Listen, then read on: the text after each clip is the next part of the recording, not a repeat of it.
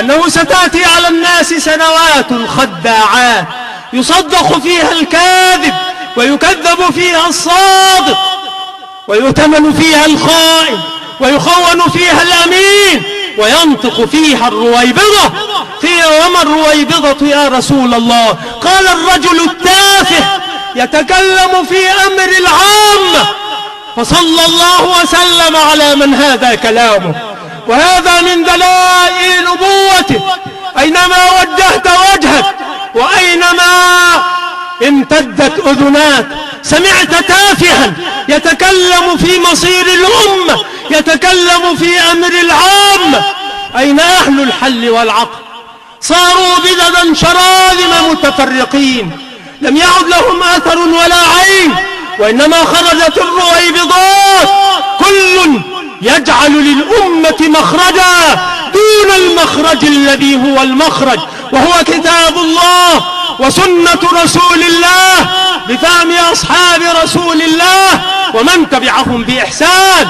ييممون وجوههم شطر الشرق طارة وشطر الغرب طارة، ويعبثون بمصائر الشعوب ويعبثون بمصائر المسلمين، ويدخلون المسلمين في المحنة ليدخلوهم أتون النار المشتعل الذي دلت تجارب التاريخ وعبر السنين على أن الإسلاميين وحدهم هم الذين ينكل بهم، وهم الذين يخسف بهم، وهم الذين ينزل عليهم العذاب، وهم الذين تشوه صورتهم لأنهم خالفوا في دعوتهم كتاب الله وسنة رسول الله.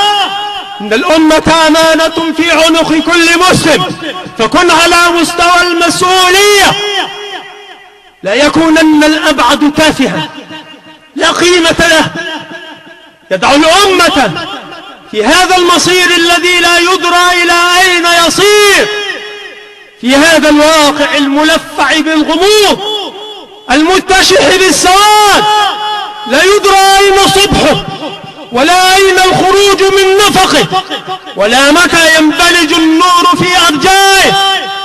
يدعو الأمة في هذا كله ويشغل نفسه بتفاهات تافهة وأمور حقيرة هابطة